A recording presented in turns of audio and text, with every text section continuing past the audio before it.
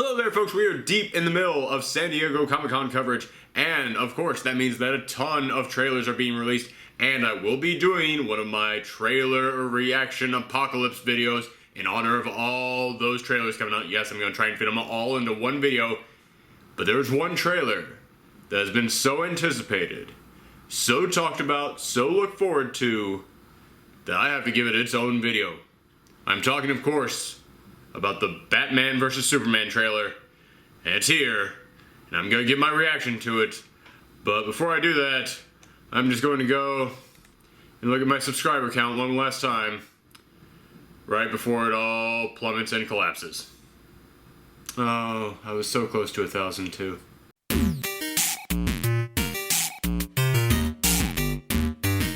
Hi there folks, it's me, Aaron, Professor Thorgy, your guide to all things geeky, and I'm here today to give you my reaction to the Batman v Superman trailer. But first, if you're new to this channel, or if you've never heard me talk about Man of Steel before, I wasn't a fan of that movie. Let's leave it at that. So, I don't want to go off on a rant. I don't want to get into it. I don't want to go off on a tangent about that film, because I understand a lot of people out there enjoy that movie. I do. I fully understand that it has a very strong fan base. So I don't want to try and come in here and be mean to anybody or make anybody feel bad about a movie they enjoy. Certainly not. I don't want to do that at all. I'm just warning you ahead of time that when you watch my reaction to this video, just realize that's where I'm coming from. That's my backstory on this. So, yeah, but don't worry. I'm not going to go off on any kind of a rant here. No! Turn that off. Not gonna happen. Swear by it, I'm not going on a rant with this. Although, to anybody out there in the comments who is ready to come in after you hear me say that I don't like Man of Steel and type in, oh, well, you clearly just didn't get it. Oh, well, clearly you just didn't understand. Here's why this movie was great. You're totally wrong. Before anybody thinks that they're going to come in here and convince me that I was wrong, I work in a comic book store, folks. Every single argument you have for why you like that movie and why you think it's good, not only have I heard it in real life, I've heard it shouted at me with a big swagging finger right in my face, alright? Your comments are not going to do squat that couldn't, okay? Just putting that out there. Now, let's get on with the trailer. Also, in case it sounds like there's loud music and dancing going on in the background, guess what? There is, because I have the worst neighbors ever! Remember to donate to the Get Professor Thorgy His Own Studio Kickstarter going on right now.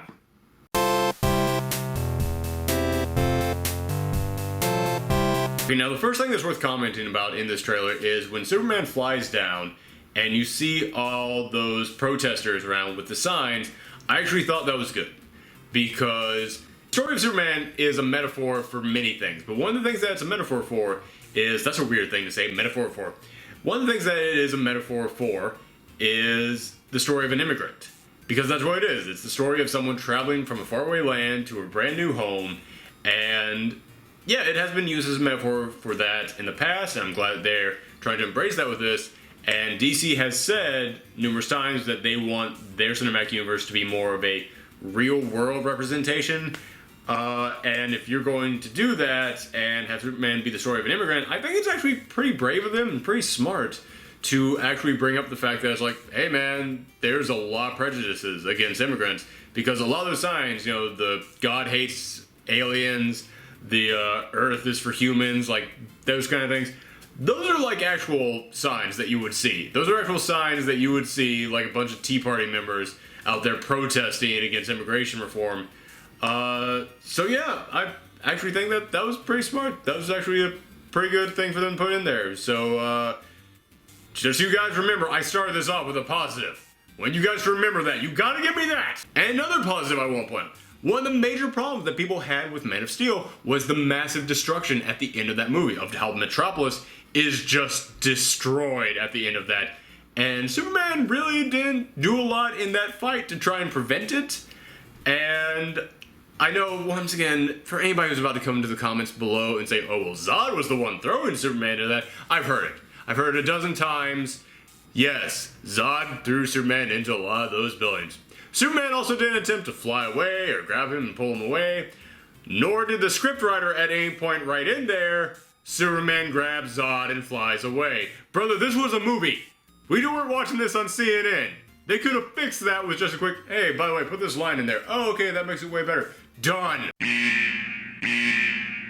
No, stop, no ranting, get that out of here. Okay, sorry. I'm gonna rein it in, folks. All right, but yes, looking at this thing starts off with them basically going, yeah, man, we find you guilty for doing that. What the fudge was that there? And yeah, I think that's pretty cool that they're actually admitting to the fact that, okay, yeah, Superman kind of did some in the past movie. So I think that actually shows that they're admitting to, like, okay, that happened. And that was kind of my big fear with this film, because if you ever listen to the writer or director of Man of Steel in an interview, whenever that gets brought up, whenever the massive destruction gets brought up, they're always just kind of like, yeah, you know, it happened, you know, whatever. Like, they almost try and, like, sweep that under the rug, like, no, that's cool, don't think about it. So this shows me that they clearly went, okay, this was a thing that happened. We gotta talk about this. So great, perfect. I'm proud to hear that. So yeah, all right, two positives. Remember that, people. Okay, now we're getting into it, because now we've got Bruce Wayne, who, by the way, when he first showed up, I'm not gonna lie, I thought it was Martin Sheen. I really did. They really did age Ben Affleck up some. I was like, holy cow, Martin Sheen is looking pretty good at his age. And why is he in this movie? But no, it is Bruce Wayne, the older Bruce Wayne that we were promised. And yeah, I didn't know how they were going to tie their stories together, but wow, I wasn't expecting this. Bruce Wayne was apparently in Metropolis when this stuff was going down. And yeah, when you actually see the destruction from the human level, I can totally see why some guy would see that and go like, I gotta stop this. This person is evil. I must be a force against that. Yeah, you totally understand where Bruce Wayne's come from. So alright, kudos to you on that already. We see him running into the destruction. He grabs a child there at the end. And from there, it goes to what looked like a decaying Wayne Manor. And we see him practicing, we see him training, we see him turn the bat suit around, which the way that turns around, it definitely seemed like a, hello old friend, like I haven't put this on in years kind of a vibe. And this is the thing that gets me though. This is the thing that has me very curious, is that we see Bruce Wayne opening up a piece of paper and it says, you let your family die. This is the thing that I've been trying to figure out about this. This trailer is very confusing to me. It's not confusing in like a, well, I don't understand any of this, but confusing in like, where are they going with this kind of way? Because the you let your family die, this is an older Batman. And it definitely has that vibe of he's been out of the game for a while. Is it just me, or do you think that maybe Batman has a family in this? Like, I honestly think that they're going to try and give him a double origin in this movie. Because we all know Batman's first origin. We all know why he put on the cape and cowl in the first place. Joe Chill killed his parents in that crime alley. Happened. We all know it. You don't need to tell it to us again. Take notes, Marvel, with your Spider-Man film. But this is a different Batman. This is not Batman that we've gotten before. It's very different from what we've seen in the previous films. So this second origin seems like a way to introduce him to us. And also gives us a reason for why he's got to get back in the game. And honestly, that's interesting to me. I don't know how I feel about that. Because on the one hand, oh wow, I didn't see that coming. That's a really cool twist on Batman. On the other hand, you're going to just kill his family again? That seems weird. Also, here's the thing. Once again, speaking about all the destruction of Metropolis, yeah, I can't help it. I kind of look at Superman, I'm like, dang man, you didn't try and stop any of that? I mean, you didn't try and fly Zod out there at any point? But I can look at all the people of that city and go like, well, nobody important died in that. I know that's a terrible thing for me to say, but it's kind of like, well, you know, it's like, all the people I know didn't die. But now, if Batman has a family, and you get introduced to that family, and you find out that family died in Metropolis because Superman and Zod were fighting, it kind of makes me look at Superman and go like, oh my god, you killed those people. So for anybody keeping track at home, that's already 1 point in Team Batman. Alright, let's continue. Once again, we see Amy Adams having no point in the movie other than just saying Superman is good. Okay, alright, this is the next thing that I wanted to talk about. This shot here of Superman going and saving the people from the flood. Alright, cool. I like that. I think that's pretty cool. I actually really dig seeing the S on the top of the house because it is, like he said, it means hope. So that's actually pretty cool that in this giant catastrophe, you see that sign of hope there. That's cool. But Zack Snyder, you gotta learn subtlety, brother. We get it! Superman is a Jesus metaphor. Oh my god, do we ever get it? You literally had a 30-foot Jesus standing behind him in one of the scenes in the last movie. And stop, no ranting, take the rant sign down. And in this one, he's floating down and he's got the giant angelic bat lying to him. I almost said bat lying to him. Oh, wow. Bat subtlety, everyone. But you've got the giant back lying to him that makes him look like an angel. And it's like, dude, we get it. We freaking get it already. You gotta tone that down some. Alright, moving along. Why is Superman a gathering of the Juggalos? I know that joke's already been made, but seriously, why the heck is he like standing around a bunch of people in skull masks and they're trying to touch him? That's just, I understand the story, it might make sense, but it's a weird thing to put in your trailer, man. Okay, forgetting that, we see Superman continuing to save people, that's awesome. That is definitely Superman. You need to show us him saving people and him saving the space shuttlecraft. That is the exact kind of thing that Superman does. Like, he saves people from the impossible. So that is awesome. I love seeing that. The next scene, however, the "you don't owe this world a thing" line. I'm sorry. Bring up the rant sign. Why is Ma Kent saying Lex Luthor's lines? "You don't owe this world a thing" is almost line for line the exact thing that all of Superman's villains tried to say to him to try and get him to join their side. Why is his mom saying it? Zod, you're a Kryptonian, you don't owe the Earthlings a thing. Darkseid, the people of Earth don't respect you, you don't owe them a thing, come and join me. This is the thing that all his villains throughout his history have always used to try and convince him that, oh yeah, you're different from them and they don't care about you. Why is his mom saying it? Oh my god. And going back to Man of Steel, that was one of my big problems with that film. I didn't understand why the heck Superman was a hero in that film. And I don't mean that in a sense of like, oh, well, I don't see what he did that was so heroic in that film. No, I don't mean like that. I mean, what the heck is his motivation in that film? His dad told him when he was a kid, don't save people. Yes, maybe you should have let him die. Don't save people. Don't even save me. Don't even be a hero for that. When he was a kid, all the school kids used to just bully him. They used to kick the crap out of him. And the only one who actually turned out to be his friend still started off just kicking the crap out of him. And as an adult, sold him out to the first random lady that came from out of town just asking questions about him. And then as an adult, he's getting drinks poured on him in bars by bullies. He has no reason to actually like the Earth in these movies except for Lois Lane, who he gets like no character development with at all. He just meets her, she gives him one quirky line, and then he's like, oh, I'm in love now. And his mom, who we saw her supporting him there in the beginning, alright. Well, now his mom is gone. Now his mom is even saying, yeah, f*** this plan, I don't even care. Why is Superman the good guy in these movies? This is a super villain origin story if I've ever seen it. Okay. I promise, that was the only one. That was it. That was the one rant I was going to go on with this trailer. Let's move on. Oh, God. Okay.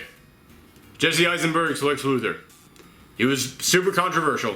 Everybody's like, why on earth would you pick this guy? That seems like such an odd choice. But then there were other people out there who was like, oh, no, do you not see The Social Network? Oh, man, he was great in that. He definitely was playing a villain in that. Oh, he would be a great Lex Luthor.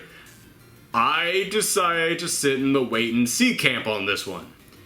And granted, trailers are often very different from the final movie. So when the final movie comes out, I will judge that as its own thing, and I will judge his performance in it. But I did not like his performance in this trailer. I mean, Lex Luthor should be intimidating, and he just kind of comes off as like a smarmy douchebag. Like, just some guy who'd be hitting on you at the club and try and pull out a magic trick to try and win you over. Like, that's the vibe I get from his Lex Luthor. Next thing worth noting, we see Zod in the body bag. Okay, that's a positive, because if you want to go with this whole real-world approach, yeah, something's gonna happen to Zod's body. And it's gonna get into the wrong hands. So, alright, that's pretty cool. And I like the fact that it's Luthor who's getting his hands on. because that means that we've got one of three options in there. Option number one is that he's going to try and clone him, and that's going to be the Bizarro. That's going to be the Bizarro in this world. Number two is that he will try and put cybernetic reinforcements on him, and that's going to be the Cyborg Superman. Or the other option is he will try and clone him, and it's going to turn to Doomsday. I'm putting all my money on Doomsday. I would like it to be the other two, but yeah, alright, I guess it's gonna be Doomsday. We know it's gonna be Doomsday. Next up, we see him getting amped up, they're getting ready to fight. Bruce is giving that line about 20 years in Gotham, how many good guys are left, which that gives us an idea of how long he's been gone. We see Jason Todd's costume there, which that lets us know why he quit, and that's actually a good idea. I like that. I think that is good motivation for Bruce to quit. And the other thing that I like about him mentioning how long it's been and how long he's been out of commission is that then when you see him walking around in that clunky outfit, it does kind of make him look old. Like, it kind of makes it look like he's just about to say, I'm getting too old for this crap. So yeah, I kind of dig that. This really does make it seem more like he's going out for one last job. Like, he's just like, oh god, I don't want to do this, but I'll take care of the damn Superman, fine, alright, whatever. And I dig that he is pulling the sheets off of the bat signal one last time. That's a great scene. Love seeing that. Hey, that was another positive. Okay, we finally get to see Wonder Woman, everybody, and I gotta say, Wonder Woman stole the show on this one. The good side is, she's kicking ass. She's kicking ass, she's got superpowers in this. She doesn't just have like, okay, I'm gonna fly around and lift heavy things, I've got heat vision. She pulls off like a Dragon Ball Z move in this. She like clangs her wristbands together and just creates like an atomic blast there. She is a powerhouse in this. It looks awesome. The bad reason for why she stole the show in this is because she doesn't really have any negatives in this, and the reason she doesn't have any negatives is because I have no idea why she's there. Like, don't get me wrong, I'm sure in the movie there will be a reason, but in this trailer, there's like no setup for her, no nothing. It's just like, hey man, Wonder Woman, there you go, 2 shots of it. And it makes me look like, okay, you've been building this thing, you've been building this Batman Superman thing, and then all of a sudden Wonder Woman comes in for one shot, and it's just like, wait, what movie are we in right now? Which, that was a fear that a lot of people had when they heard about all the characters that was going to be in this, because we've got Wonder Woman, we've got Aquaman, we've got Cyborg. It just kind of seemed like, wow, you were just loading this movie up with people. Seems like it might be a little bit jumbled to introduce them all at once, and the way that they're just introducing Wonder Woman just out of nowhere in this, for just a brief moment, kind of gives me that feeling. It kind of gives me that feeling of like, they're all just going to pop up for like 5 seconds to just start fighting some things. Yeah, and I don't know. Once again, I'm not reviewing the actual movie, I'm just reviewing the trailer, and the trailer kind of gives off that vibe. Okay, next negative. Why the hell are there people with Superman armbands on, carrying around guns? This is weird. Like, we saw that shot, even in the teaser trailer, of them with the Superman armbands on, and they're kneeling at him, which once again, Zack Snyder, we get it. It's a religious thing. We understand. But now we just see these dudes, they're just straight up prepared to kill on behalf of Superman. They're going all out on Batman. Also, by the way, Batman flat out snaps a dude's neck. We all saw that, right? He flat out snaps a brother's neck in this thing. What is up with this film franchise and neck snapping? I almost feel like Zack Snyder said, no. Make sure we put that in the trailer just to shut everyone up. Just to rub it in their face. But yeah, this is just weird to me. It's like, I don't understand why on earth Superman would be cool with a bunch of like armed militia guys going around going, no, we're gonna put the Superman symbol on and we're on your side. Because when he's walking down among them, it does kind of look like he's on their side, like he approves of this. And here's the thing, I'm beginning to think that they want me to root for Batman, because this is definitely another point in the Batman camp over there. Because when I saw those guys, I was like, yeah, Batman needs to stop those guys. So yeah, when you think about the fact that Ma Kent is telling him, you don't owe this world a thing, maybe this is the last temptation of Superman. Maybe this is him like going, yeah, you know what? I risked my life to save these people, and they're putting me on trial and saying that I destroyed the sea. Yeah, screw them. What do I care? I'm going to save them no matter what, even if it means getting an armed militia out there. Maybe they are trying to make us look at Batman and go, yeah, that dude's got points. We got our first shot of Kryptonite, and once again, Lex Luthor is acting like the magic trick D-bag from the bar. Yeah, Kryptonite, baby. Oh, yeah. I don't like making this hand motion any longer than I have to. Ew, stop it. Okay, next up we get some actual fight scenes between these two, and it looks pretty good. Zack Snyder knows action. Like, even when I was watching all those giant explosions in Man of Steel, I was like, this really doesn't fit the tone of the rest of the movie, but it's well done. I will give it that at least. And looking at this, like, man, those look like some awesome fight scenes going on. I do actually want to see those.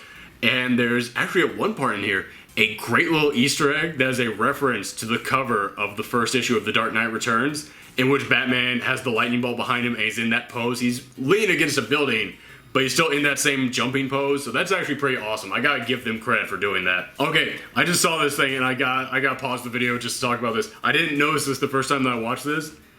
This has nothing to do with the movie, it's just a hilarious cut to me. There's a moment where Lex Luthor, with his long red hair that they gave him, is talking just off into the distance, and then the next shot is of Amy Adams, who has long red hair, playing Lois Lane, going up to kiss Superman, and we only catch like the brief side of her face, like this. And I swear to you, for a split second, I jumped there and went, is Lex Luthor about to make out with Superman? Holy cow! Okay, once again, going back to this Lex Luthor. I know that it's not his fault. It's not. These are the directions he's being given, but when he's like, the red capes are coming, the red capes are coming, I'm just like, you're not the Joker, man. Stop trying to be the Joker. Stop trying to be whatever they're trying to make you. You're Lex Luthor. But I will say this, the red capes are coming. It makes me wonder if that militia group that's working for Superman is called the Red Capes, because this definitely makes it sound like he's referring to them. So this once again kind of like is another point in the whole, the militia is definitely working for Superman, because it makes it sound like they have a name that is associated with them. Once again, this is all just speculation. It all means nothing right now. But sure is fun. And the whole trailer ends with Superman, he rips the lids off the car, staring down Batman. Pretty darn cool way to end the trailer. I will give him that, so that was another cool thing in there. All in all, this trailer was okay. I will give it that. Yes, there are things in it that bug me deep down to the darkest reaches of my soul. But there are some things that look pretty darn cool in it too. So, I'm okay, and I will give it a shot. Of course, I'm going to go in this film, and I want to like it. I really want to like it, because if I like it, then people will stop bugging me about it. But I will go in there and I will try and judge it as best I can, and try and put all my backstory out of the way. But yes, I thank you guys for watching this video. I know it was kind of a jumbled mess, but it's a reaction trailer. What do you guys expect? Let me know in the comments down below, how did you feel about this trailer? Leave that in the comments down below, and if you guys want to see more from me, then click any of these videos right here. I do lots of movie reviews, I talk about comic books, I do tons of geeky stuff. That's what this whole channel is about, is a celebration of all things geeky. So thank you guys very much for tuning in, and come back next time. Now, if you'll excuse me, I think the Deadpool trailer is up. No, not yet. How about now? No. Now?